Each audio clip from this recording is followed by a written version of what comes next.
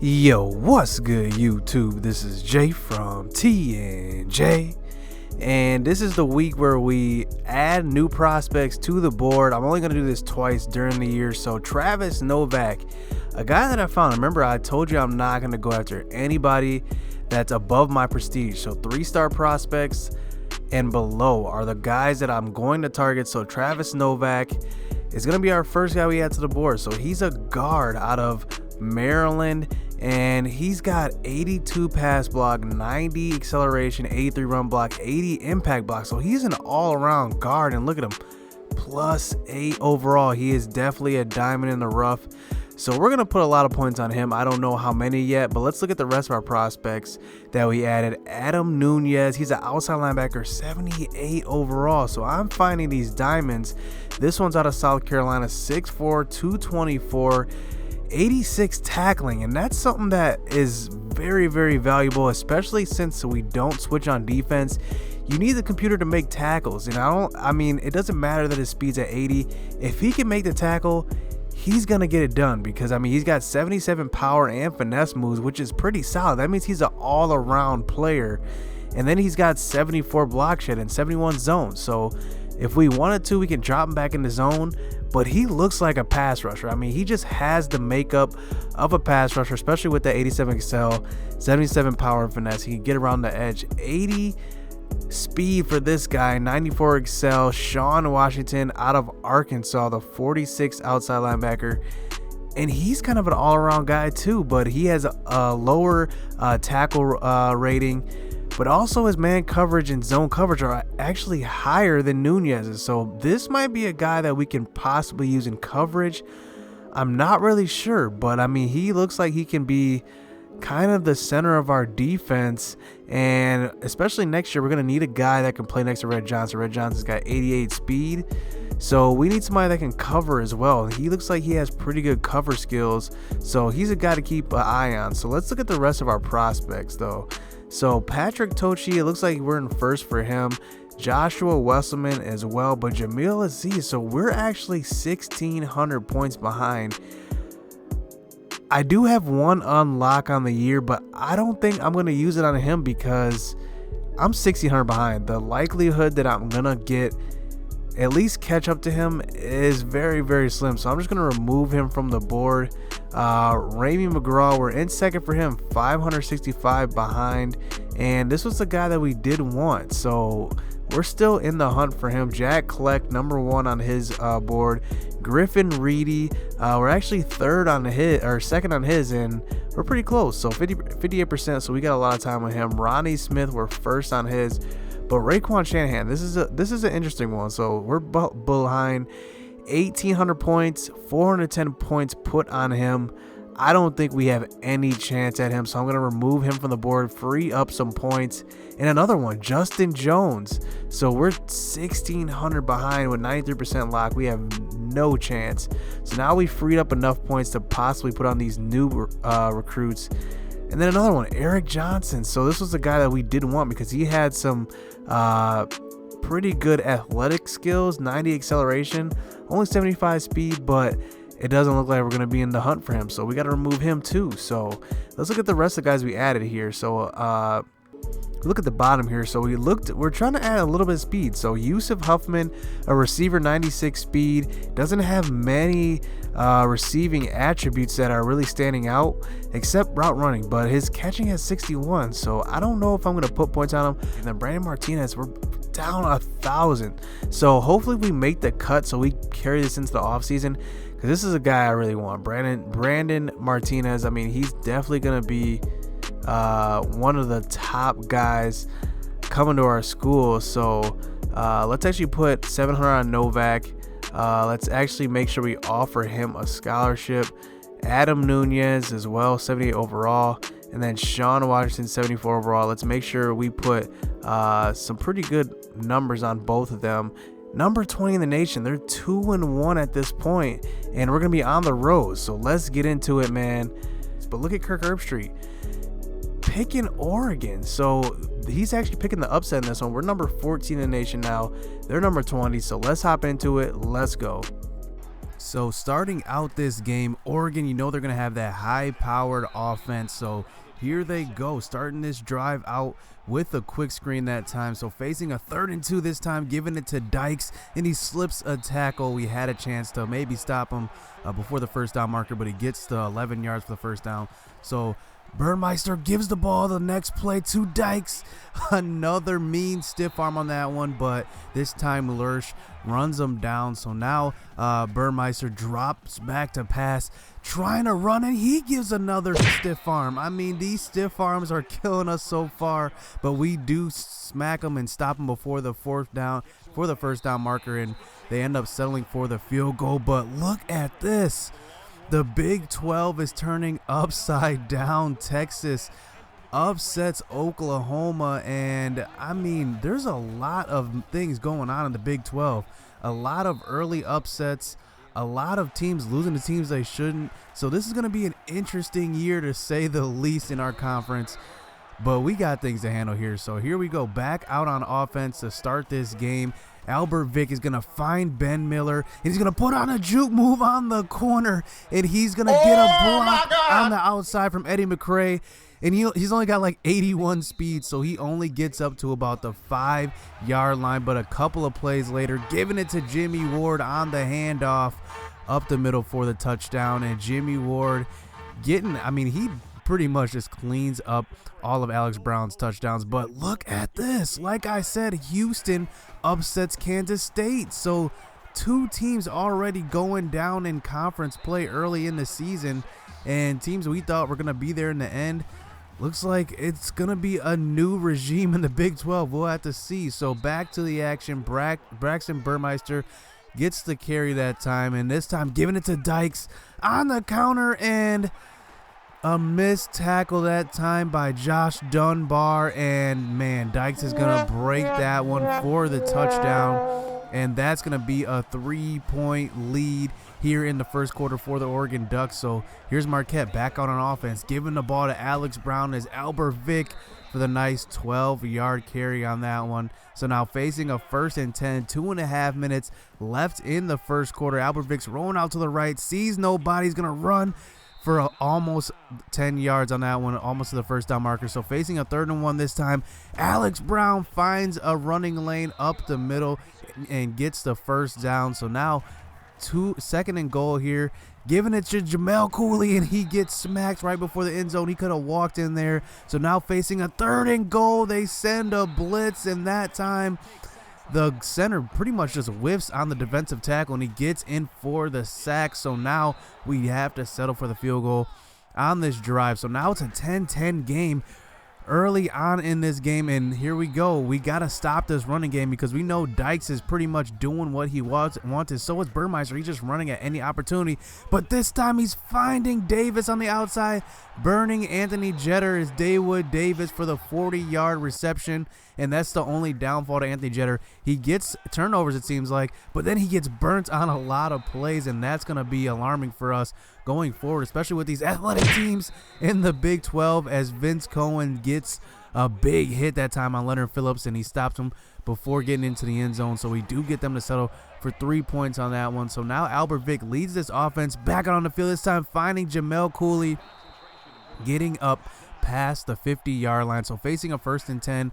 6 minutes left in this second quarter. Albert Vick's going to roll outright. This time he's going to find Kevin Oliver wide open on the sideline, close to about the 30-yard line. But now facing a 3rd and 8 a couple of plays later, Albert Vick's going to try to throw to the outside that time, Jackson Lindahl, but Graham Jr. makes an amazing interception on that one. Look at this recovery on this one. He gets burnt off the line, but somehow Albert Vick kind of underthrows it, and Graham Jr. gets the interception. So now Oregon takes back over, but now they're facing a 3rd and 9. Burmeister's going to try to throw the ball deep, but John Waters, the true sophomore, is going to come up with a deflection, and that's going to be a punt. And here we go. You know they don't want to kick it to Paul Miller. He's got the 96 speed, so he's back to receive the kick. And look at this. He drops the punt. I don't know what he had his eyes on, but his hands were stones on that one. They were bricks, and he drops it, and Oregon gets set up with great field position. They do not disappoint. They get in for the touchdown. So now that's a 10 3-point lead for Oregon. And man, what a horrible turnover that was. That set them up perfectly after they just went 3 and out. But now we got to come back out. And Albert Vick taking the big hit, couldn't get rid of the ball on that one, and we had to punt the ball away to them. And this time, ooh, it was close to hitting them, but we get them pinned down at about the 1-yard line, so they have to start this drive out at the 1-yard line. But on the first play, John Waters, we send a blitz, and he gets burnt over the top, and that's a nice pitch and catch that time by Burmeister. But on the next play, a couple of plays later, Dylan Mack gets in for the interception, and that was a horrible throw, horrible decision that time by Burmeister. I'm not sure if he saw Dylan Mack, if he thought he would be wide open, but that's an easy interception for the defense. So now Albert Vick takes back over, finding a running lane, getting up inside the 5. So on a 1st and goal, Alex Brown gets the handoff, finds a running lane, and he gets in for the touchdown. So that's going to be a little bit of a comeback here before the second half. So now we start the second half out with the ball, and Ben Miller getting going early, getting a stiff arm that time. But look, there's a flag on the play. It's going to be holding on the receiver that time. So now we're going to be facing a 3rd and 4 since it happened after the throw, and Alex Brown picks up the first down. So now we're past the 50-yard line and set up pretty nicely here. So 1st and 10, Jimmy Ward in the game this time. Nice block that time from the pulling guard, and Jimmy Ward gets about a 11-12 yard carry. And on the next play, 1st and 10, Jimmy Ward, keep feeding him. I mean, he's doing pretty well spelling Alex Brown in this game. So here we go, Christopher Rubright on the play action read, and that's going to be a 9-yard pickup. So now facing a 2nd and 1, giving the ball to Jimmy Ward on the counter, runs into his lineman. He probably could have picked up more yards, but only picks up 7 on that one. So now 3 minutes left in this quarter, and Alex Brown takes a big hit by the middle linebacker. So we're going to go for it. 4th and goal. We got to go big because we're down, and Alex Brown gets a few blocks. Nice blocking by the line that time, and he gets into the end zone for the touchdown. So now it's a 4-point lead for this Marquette team. So now 2.5 minutes left, 24-20, Oregon with the ball. Burmeister's going to have a clean pocket, have all day to throw this one. Going to throw the ball across the field, but Paul Miller deflects the ball. Probably should have had an interception on that one. So now facing a 3rd and 4, attempting to throw a screen pass this time to Phillips, but this time Vince Cohen's going to get in and stop him before the first down marker. So we do force the punt. So now we get the ball back, and there's 2 minutes left in this third. We just got to score here. Put this game, we could possibly put this game out of reach if we get into the end zone on this drive. And this time Jamel Cooley on a 3rd and 7 is going to get open past Graham Jr. this time, and Albert Vick does not disappoint on the throw this time. He throws it right on the money, and that's going to be a 1st down. So now we're inside about the 30-yard line, inside the red zone, and Alex Brown gets the handoff to the outside, puts on a juke move on the corner, getting about a 7-yard gain. So now facing a 3rd and 4, under a minute left in the third quarter. Albert Vick's going to roll outright, see a running lane. He's going to pick it up. So way to use his legs on that one. So actually, Albert Vick got a little bit shaken up on that one. So Caden Joseph comes into the game, but no problem giving the ball off to Alex Brown for the touchdown. So now we have that 11-point lead. So now we just got to stop him here on defense. But here is Burmeister on the fake handoff. I don't know if that was intentional or what. I think that was a busted play, but he gets the nice first down run on that one. So now 6 minutes left in this fourth quarter. He's going to find his receiver, Jalen Red, on that one for the 17-yard reception. So now he's past the 50-yard line. Burmeister this time escapes some pressure and gets a running lane and gets a couple of blocks from his receivers, and he gets up inside the 20-yard line. So now Burmeister, I mean, he's doing his thing on the ground, through the air, I mean, whatever it takes. So here he is giving it out to Dykes, and on the next play, giving it off to Phillips on a 4th and 3, and Phillips drags the defender, Jeter, up to about the 2-yard line. So now Phillips gets the next carry, and he gets in for the 1-yard touchdown run. So now they're only down by 5 points here in the fourth quarter, and they just have to stop us, but we got time. We got to milk this time. So here we go on a 3rd and 5, about 2 minutes left. Rolling out right, Albert Vick avoiding the pressure, but Ben Miller is not looking on that one. And that's going to be an incompletion, so we do have to punt the ball away to the Oregon offense. And Burmeister's been hot lately. And on a 3rd and 7, is going to throw deep. This time finding Davis, who burns Jeter once again. And Jeter gives up a big play for the second time in this game. But Ron Sands is there. He's got his back, getting in for the sack. So now Oregon is facing a 2nd and 16.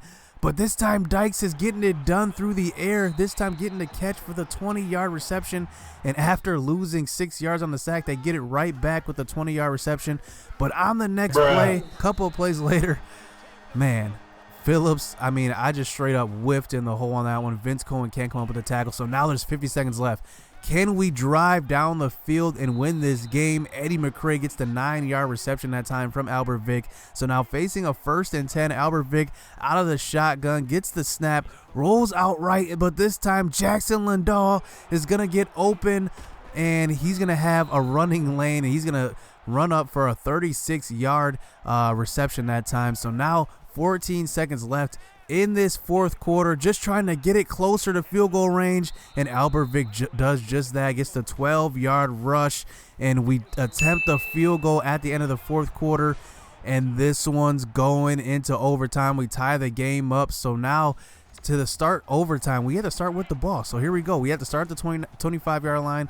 So facing a 2nd and 9, Albert Vick's going to roll out right, this time pick up 4 yards. But on a 3rd and 5, attempting to run a read option, and Alex Brown gets the 1st down. And now he's inside the 10-yard line on the 11-yard carry. So now Albert Vick on a 1st and goal is going to roll out right once again, but get tripped up. He had a lane to get to the pylon, but gets tripped up by the defensive end. So facing a 3rd and goal, giving the ball off to Jimmy Ward, but he gets tripped up that time before getting into the end zone. So facing a 4th and goal, I'm like, man, I got to go for it.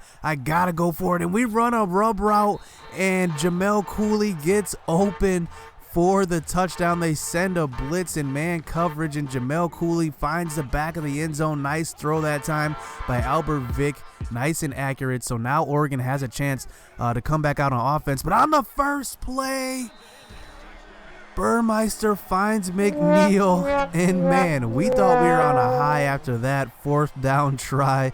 But on the first play, Oregon gets into the end zone. So now they have to start out with the ball once again, and they're running that same exact play. They're thinking they can get it to us, get it by us once again, but Burmeister is going to get sacked on that one. That time by Ron Sands, a big sack. So now facing a 3rd and 17 here in the 2nd overtime, and he tries to get the ball to Dykes, but Dykes can only get 4 yards on the screen. So now they have to attempt a long field goal from the left hash, and it's going to be wide left. So now they left the door open for Marquette to just come in, and all we have to do is make a field goal here. So facing a 3rd and 7, just giving the ball off to Alex Brown, hold on to that ball, avoiding that big hit, that big fumble. We could have fumbled it away on that one, but Adam Davis comes off the bench, and he's Mr. Clutch, so he wins it for us in overtime. And man, we lucked out definitely, because we allowed them to come back from an 11-point deficit in the 4th quarter and take it to overtime. But we took care of business, going for it on that 4th down. That was gutsy. Cooley with the touchdown reception on that one. But on defense, the player of the game is definitely Ron Sands. He had that huge sack at the end of the game. Two big sacks. He had that one in the 4th quarter, but they didn't convert on it. But then he had the one in overtime, which pretty much put them out of field goal range. If it wasn't for that, they could have possibly scored a touchdown or had a shorter field goal. So big ups to Ron Sands on that one. But hit subscribe, hit that like button, man. We're coming back. We're going to have some conference play coming up, so we're going to have some interesting games. You don't want to miss it. Dykes goes over 200 yards in this game, 2 touchdowns on 23 attempts. So stay tuned. Let's go.